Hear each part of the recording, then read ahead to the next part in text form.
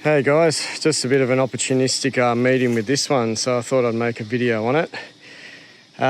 Look, this one doesn't really belong where I am. I'm in Alfred's Point, Sutherland Shire, and this becomes a bit of a non-local native from plantings and subsequent seed dispersal. I've seen them as street trees in a lot of areas, Sutherland Shire included. They do belong in sort of deep sandstone gullies, but not really around here. I've just come out of more of a shallow sandstone gully in Alfred's Point. It's not overly deep. It's only about 5 metres down there onto the creek in terms of elevation. But you'll find these in really deep, genuine sandstone gorges, and sometimes you can stand on the edge of a dramatic sandstone cliff, just depends where you are, look down into the gorge about 20-30 metres down, and you can see the canopy of these guys. You can easily discern the canopy. Some people might think, they look like that exotic, like the peppercorn tree. I think that's shyness, or if you think they look a bit like jacaranda, well, you wouldn't be wrong, because they've got that big, genuine bipinnate foliage where that whole entire structure I'm holding is one leaf. That's a whole leaf. Yeah, that whole structure is a leaf that I'm holding there with leaflets, as we know, for these bipinnate wattles. And this is Acacia elata. Very easy to identify just because of the massive size of the leaf and the leaflets, and nothing else looks like it really. It's called the Cedar Wattle. It can get to 30 metres tall. It's one of the longer lived ones. This tree on the edge of the street here, sandstone gully down below to the right, it's already hit, 10 metres maybe. They can get a fair bit bigger. In terms of those glands and interjuguary glands, it doesn't really have any. They're absent, but there is one gland down the bottom on the petiole, one petiolar gland. Just trying to get that, and there it is there. See if I can zoom in on it. That's the petiolar gland right there. There it is. God, it looks totally like an eye, doesn't it? The eye of Sauron. Awesome. So just one of these ones that doesn't have any juguary or interjuguary. It's just got that one down the bottom there. I'm just coming down the leaf. There's another one, if I can get that flower out of the way. Yeah, they're pretty funky. There it is. Just one petiolar gland just there. So they're a nice, beautiful wattle, and of course you can see the flowers. And in this case, they're these really long panicle racemose groups. This whole structure would be about 30 centimetres. The globular heads are about 1 centimetre or more across, probably 15 mil across. And you can see the number of flowers in the individual heads coming on. It looks like there's about, 30, 40 flowers per head maybe, if we counted them all. I can see 10, 15 just there on one side of that circle there in the middle. That globe in the middle.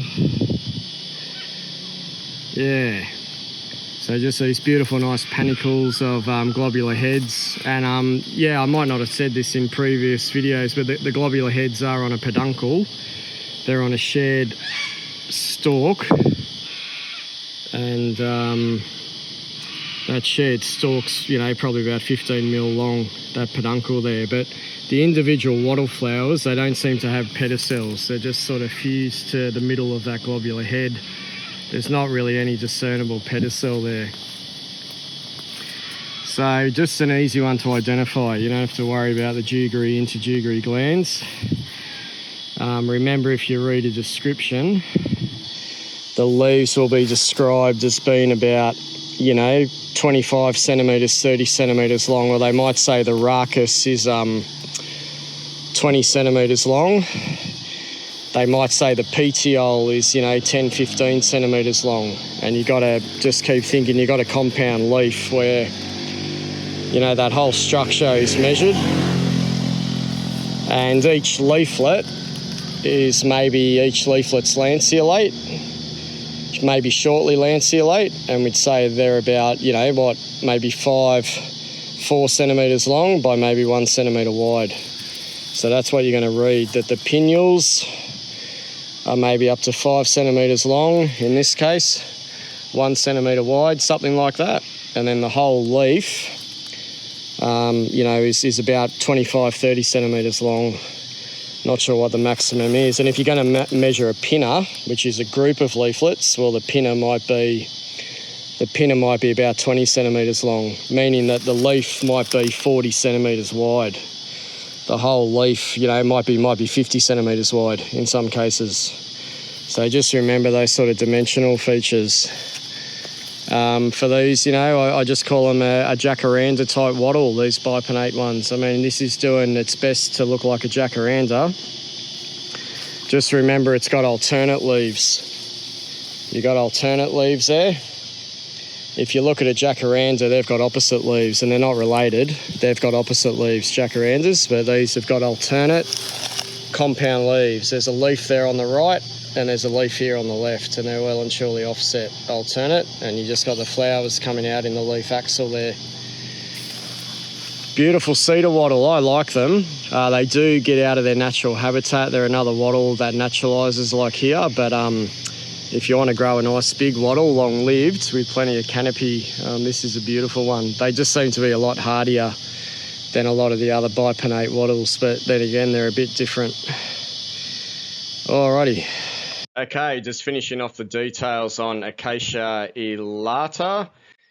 It is a genuine tree. It's a big tree, 20 metres tall, and I reckon I've seen some bigger ones in my time, but that's about the size of them. And as a street tree, they can get up to 10, 15 metres, no problem at all. And then you got a nice big genuine tree there.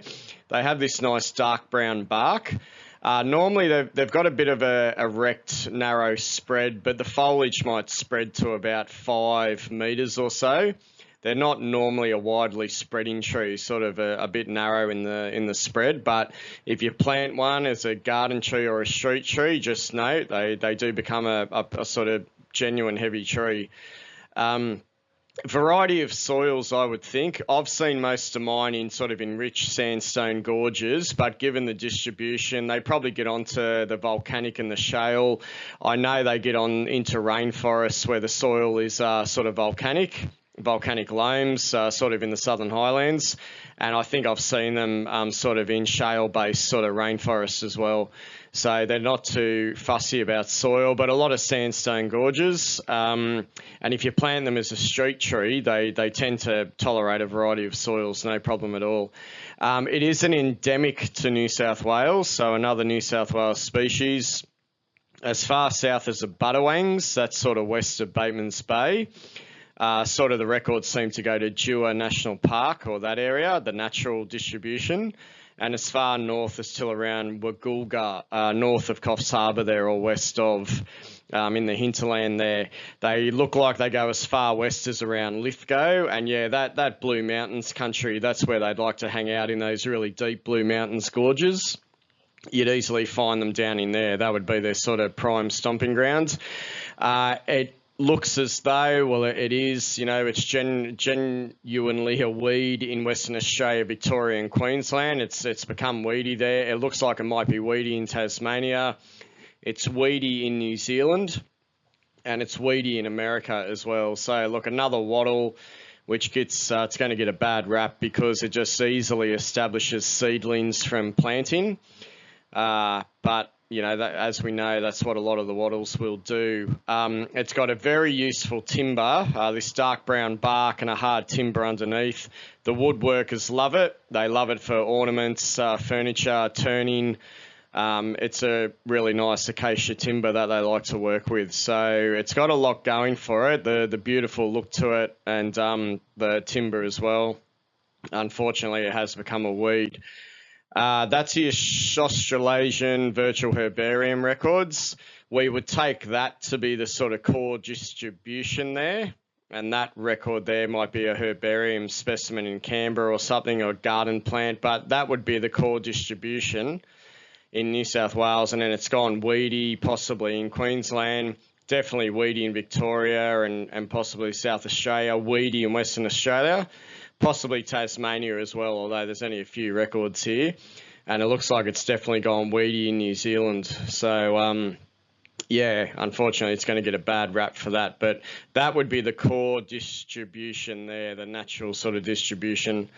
And that's getting all muddied now with the, spread of it into areas where it didn't previously belong. And just with this table I throw in for the bipinnate wattles, just quickly, you'll see Acacia elata isn't even here. And that's because it just doesn't look like these guys at all. It's easily identifiable.